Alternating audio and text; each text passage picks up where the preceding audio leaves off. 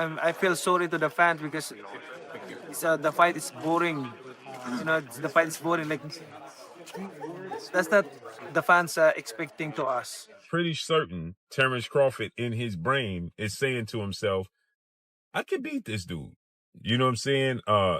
If he actually goes through with it, he'll be 38 years of age next Sunday. Is the guy right now in the sport that's supposed to be the man, big bad wolf. You beat him, you the wolf. Now it's like, you know what I mean? Like, all right, who else I'm gonna fight? You beat the shark, you beat the wolf. Manny Pacquiao mocked Floyd Mayweather for calling out Terence Crawford, saying he feels sorry for boxing fans because this is not the kind of fight the sport deserves. According to Pacquiao, it would be boring, meaningless, and nothing more than an exhibition since Mayweather has been retired for years and has not fought seriously in a long time. The fight is boring. Like that's not the fans are expecting to us. I mean, as a fighter, if I'm a fan, of course I want to see a good fight, like changing fight, not a passion show. Pacquiao did not hold back in criticizing Mayweather, expressing pity for him and suggesting that Floyd's motivations are rooted only in money.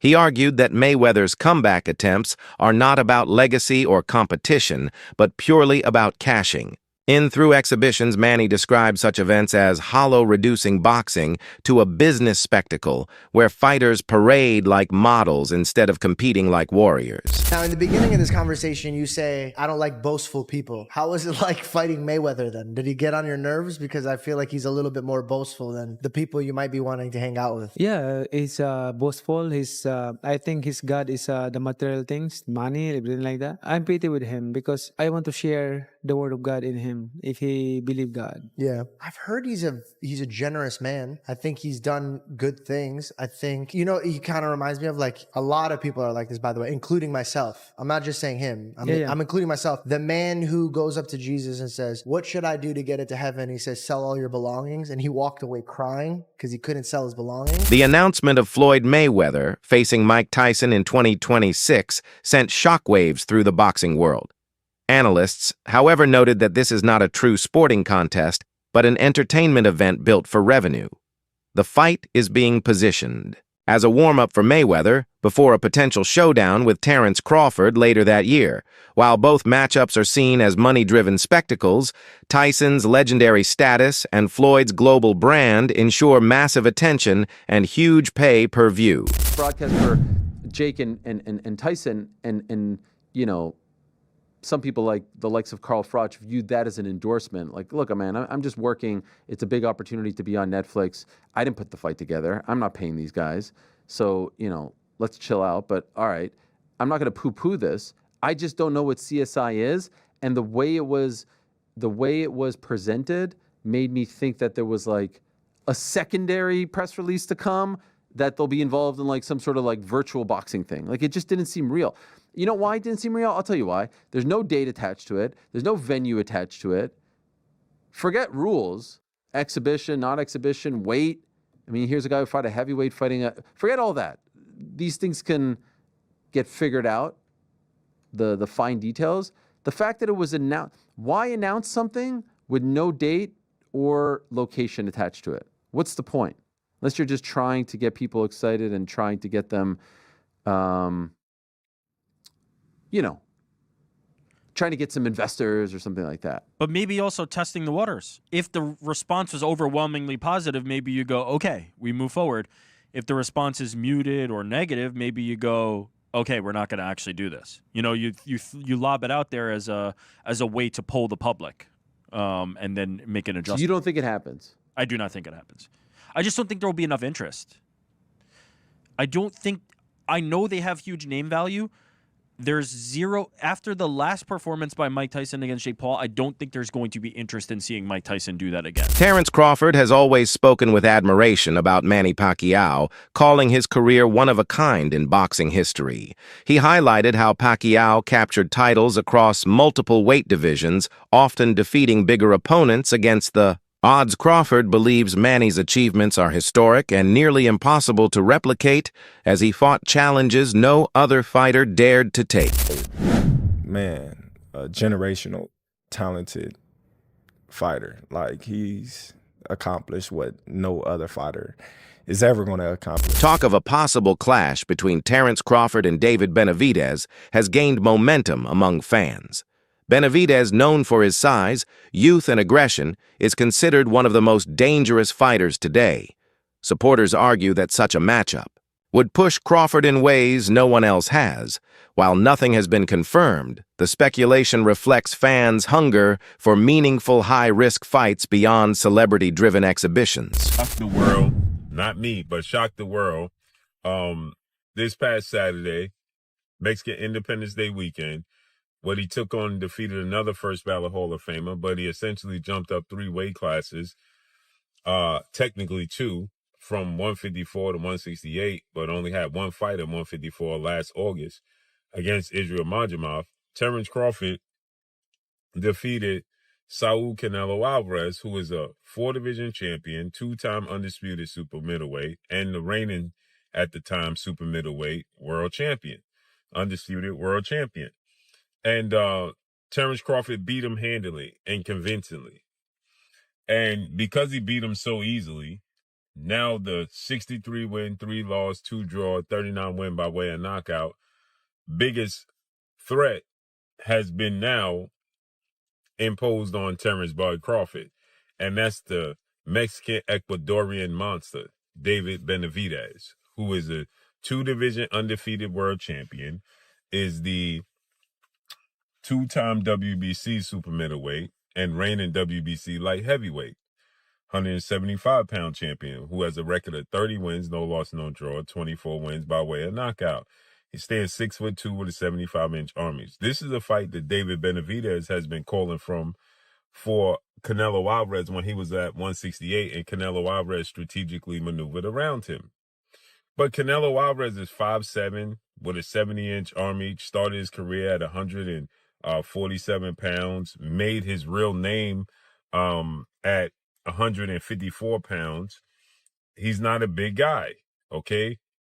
And styles make fights. Benavidez is 6'2" with a 75-inch arm reach. His last fight at 168 against Demetrius Andrade, he rehydrated to 193.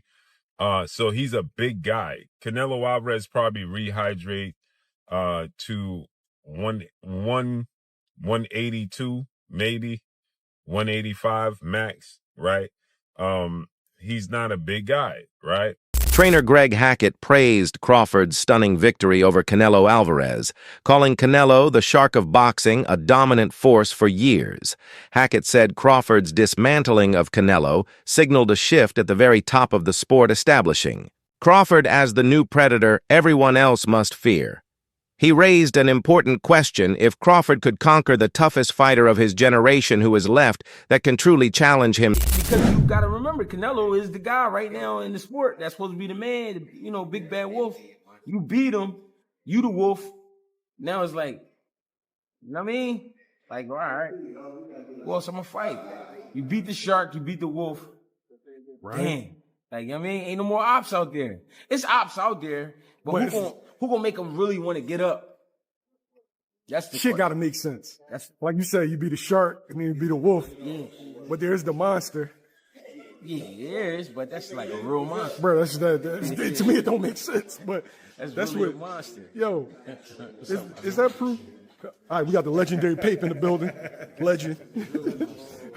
Sure, man. But what makes sense? Like, what makes the most sense?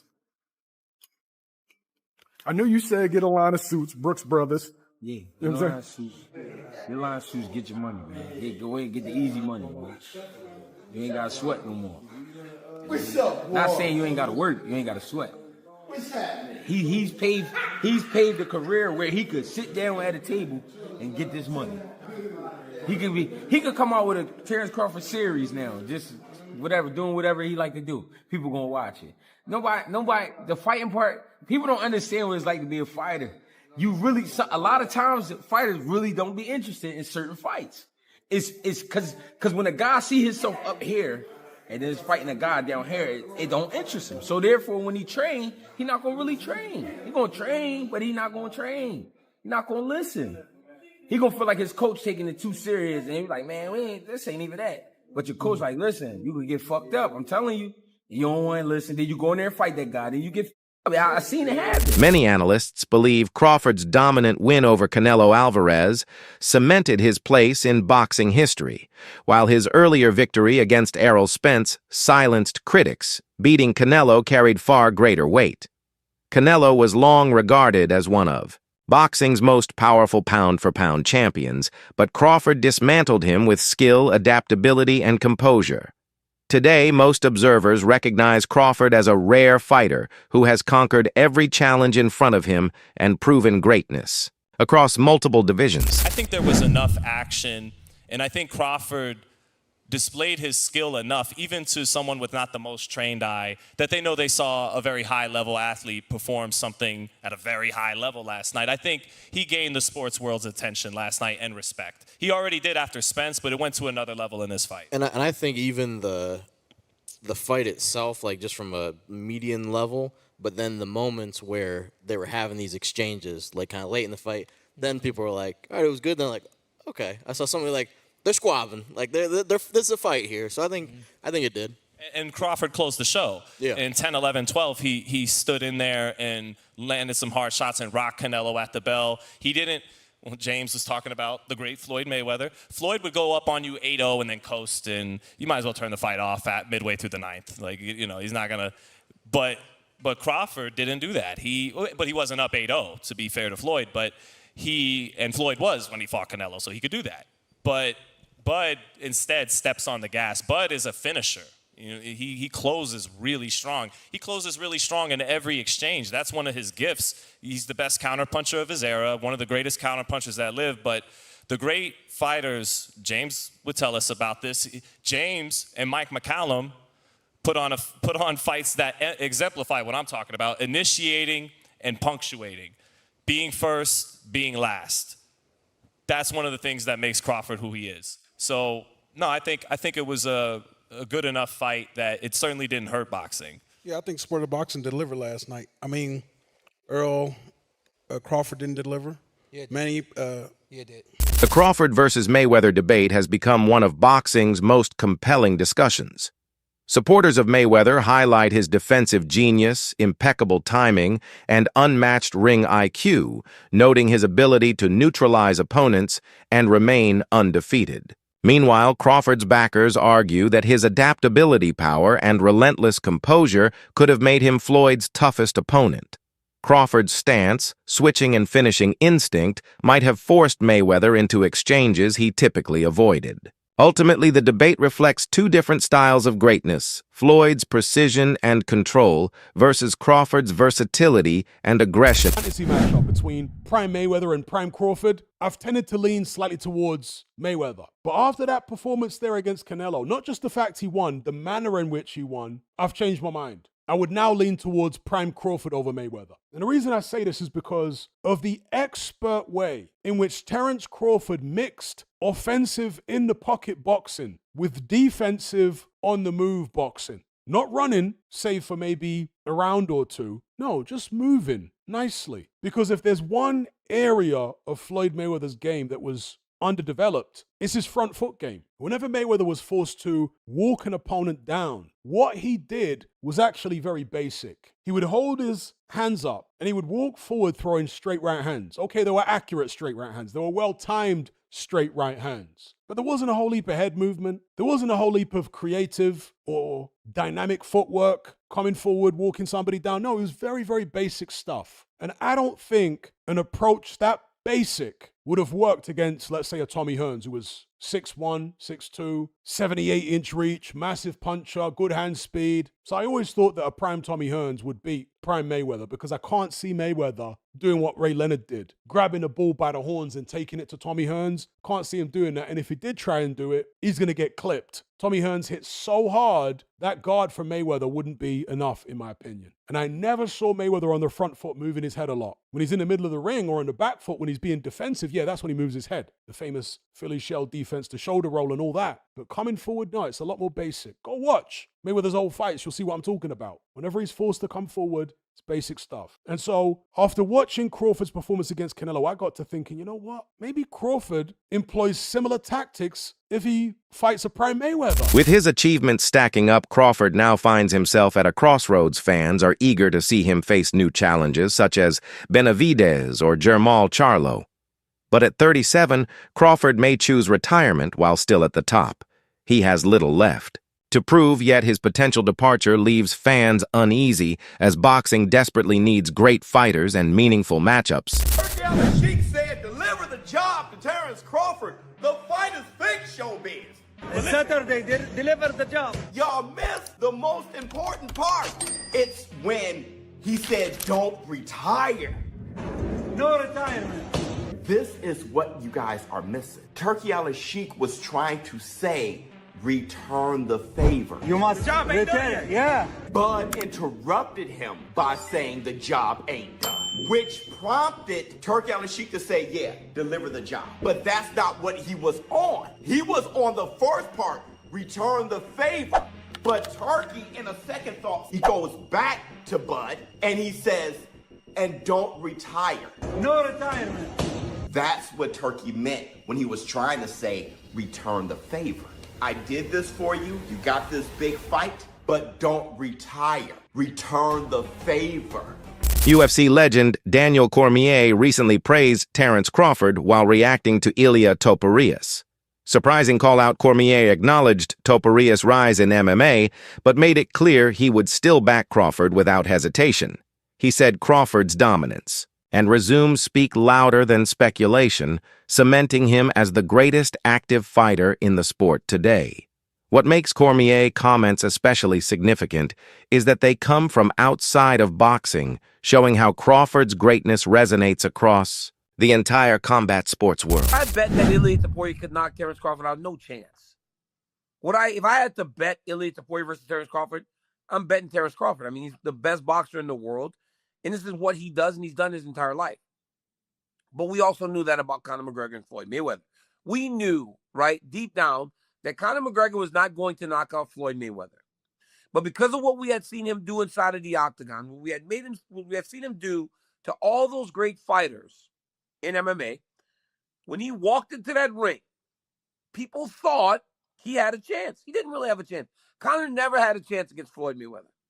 And it would feel that way with Topuria, but you could at least sell that there's a chance because of how good he is in boxing and how he knocks people out inside the UFC. Initially, I thought Bud Crawford would just no-sell Ilia Topuria, right? When you're the king and everybody's calling your name, you can literally just ignore them and nobody will say anything about it. But Bud Crawford isn't one to ignore stuff. That's for today. Video subscribe for more.